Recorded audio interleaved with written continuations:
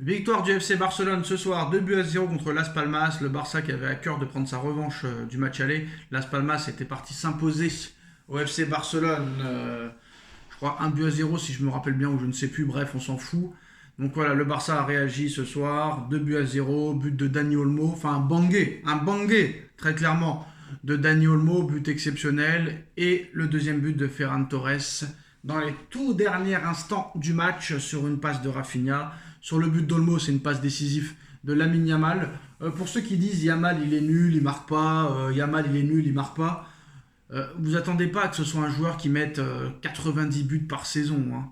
Voilà, très clairement. Yamal déjà c'est exceptionnel ce qu'il fait à 17 ans, très clairement déjà. Mais voilà, après je pense qu'il va progresser, il va mettre beaucoup plus de buts. Mais vous attendez pas à des stats à la Messi, à la Cristiano Ronaldo, à la Zlatan Ibrahimovic. Hein. Non, non, on sera pas à ces horaires-là. À moins que vraiment il retravaille sur sa façon d'attaquer. Mais je pense pas que c'est le genre de gars à vouloir mettre 150 buts par saison. Je pense qu'on sera sur des stats de 15 à 20 buts, ce qui est déjà très bien. Et peut-être entre 10 et 15 passes décisives. Voilà. Après, on verra. Il est encore très, très, très jeune. On verra à l'apogée. Mais voilà, pour l'instant, c'est pas son objectif premier de mettre 70 buts par saison. Quoi qu'il en soit, le Barça met la pression sur le Real Madrid avant le match du Real Madrid demain. L'Atlético Madrid aussi, hein, qui s'est imposé 3 buts à 0 avec un Julián Alvarez exceptionnel. Le FC Barcelone et l'Atlético Madrid qui mettent 3 et 2 points d'avance sur le Real Madrid. Le Real Madrid n'aura pas le choix demain que de gagner. Donc voilà, dans ce championnat, hein, tu peux être premier une journée et être troisième l'autre journée. Voilà. Attention à Bilbao aussi, hein, qui va jouer demain.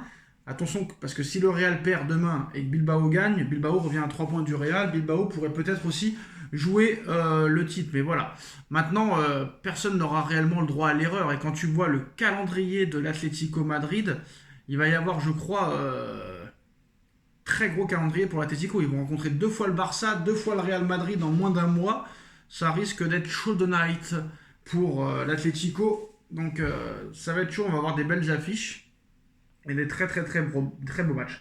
Maintenant, le Barça, hein, au niveau de l'attaque, est plus performant peut-être que ces deux équipes. Qui va aller au bout? Il reste encore 13 journées. Il va y avoir du suspense jusqu'au bout. Qui le fera? Le Real, l'Atlético, le Real Madrid. On ne sait pas, mais en tout cas, demain, voilà, le Real Madrid va jouer avec la pression. On verra ce que ça va donner. Sur le match du FC Barcelone, Dani Olmo très très très bon, Pedri exceptionnel, Ferran Torres très bon. Ouais, c'est une équipe jeune qui me fait penser un peu au PSG, sauf qu'ils jouent en Espagne, hein, c'est un peu plus relevé quand même, on va pas se mentir. Euh, Quand tu vois le Barça actuellement et quand tu vois Liverpool, tu te dis quand même, il y a peut-être plus quelque chose à jouer contre Liverpool à l'heure où on parle que contre le FC Barcelone. Hein. Le FC Barcelone est un rouleau compresseur. Le FC Barcelone commence aussi à s'améliorer en défense. Donc c'est une équipe complète. Voilà, c'est une équipe complète qui a en plus de ça un banc de touche. Donc c'est assez intéressant de voir ça. Quand tu vois même que Lewandowski ne marque pas, il y a d'autres joueurs qui sont capables de marquer. Une défense très solide ce soir, hein, que ce soit Koundé à droite, que ce soit Kurbarsi, Baldé à gauche ou Eric Garcia. C'est très très fort.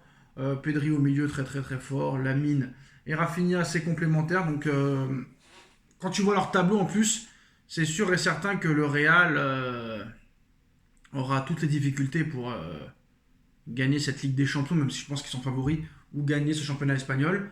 Mais vu le tableau du Barça, le Barça a un boulevard hein, pour gagner cette Ligue des Champions. Hein. On va pas se mentir.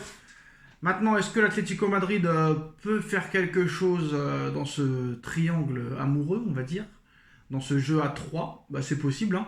Ils l'ont déjà fait en 2014, ils l'ont fait en 2020. Pourquoi pas le refaire en 2025? Ils gagnent un petit peu le championnat tous les 5-6 ans, l'Atlético Madrid.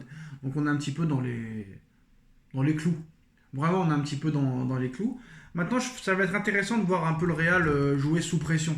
Voilà, on n'a pas l'habitude de voir le Real jouer sous pression. Donc demain, ils vont jouer à 16h15. Je crois qu'il y a de grandes chances quand même qu'ils s'imposent hein, contre Girone à domicile. Il y a de fortes chances même. Mais voilà, il va y avoir un gros calendrier aussi pour les équipes espagnoles. Là, ça va jouer tous les 3 jours, que ce soit en Ligue des Champions, que ce soit en championnat, que ce soit en Coupe d'Espagne. Ça va être chaud, en plus des équipes qui vont se rencontrer mutuellement. Le Barça va jouer l'Atlético 2 fois, le Real va jouer l'Atlético 2 fois, il y aura le Real Barça au match retour. Non, non, ça va être vraiment intéressant. Et ça va être de très très loin le championnat le plus intéressant à suivre. Hein. Voilà, on va pas se mentir. Si Liverpool bat City demain, le championnat anglais est terminé. Si Lyon perd contre le Paris Saint-Germain demain, la Ligue 1 c'est terminé. Ouais, il y a l'Allemagne, il y a le Bayern qui a 5 points d'avance sur le Bayer Leverkusen. Et t'as un petit peu l'Italie où il y a un petit peu de suspense et encore.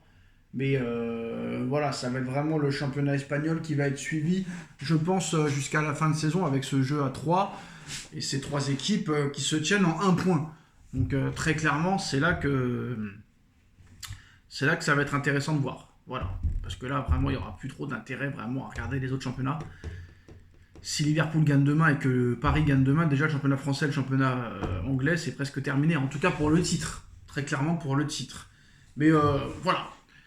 Très clairement, ça va être dur d'aller chercher ce FC Barcelone, je vous le dis la vérité. Même l'Atlético Madrid. Mais bon, le Real, c'est le Real. Hein. Le Real, c'est compliqué. Parce que le Real, c'est pas un jeu exceptionnel. Mais ils arrivent toujours à s'en sortir. Qu'il y ait 150 blessés, qu'ils aient 8 points de retard, qu'ils soient menés 3-0, ils arrivent toujours à s'en sortir. Donc voilà, le Real Madrid est imprévisible. Et tout peut se passer avec le Real Madrid. Dans tous les matchs, dans toutes les compétitions, le Real Madrid n'est jamais battu. Tant que l'arbitre n'a pas sifflé, même que tu mènes 2 ou 3-0 contre le Real, tu peux perdre 3-2 ou 4-3. Donc voilà, ça va être vraiment intéressant de suivre les Atlético Real, les Atlético Barça, les Real Barça, les Real Atlético. Il va y avoir vraiment du suspense, ça va être des matchs sous pression, avec des enjeux très très très très très chauds, dans tous les sens du terme, que ce soit en Coupe espagnole, en Ligue des Champions, en championnat. Voilà, tu peux te retrouver avec un Barça Real en finale de Ligue des Champions, un Atlético Barça en finale de Ligue des Champions, un Barça Real en finale de Copa del Rey, un Real Atlético en finale de Copa del Rey. Donc voilà, vraiment, ça va être un triangle de fou. Les 3 équipes peuvent se battre pour les 3 trophées. Et ça, c'est quand même rare pour le souligner.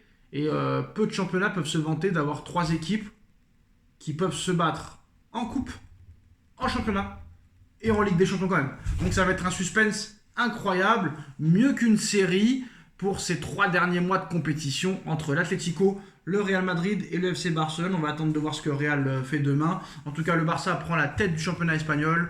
L'Atlético juste derrière avec 1 point de retard. Et le Real Madrid demain peut revenir à hauteur du Barça. Qui pour vous sera champion d'Espagne? Qui pour vous gagnera la Coupe d'Espagne? Dites-moi en commentaire ce que vous en pensez. Tchuss.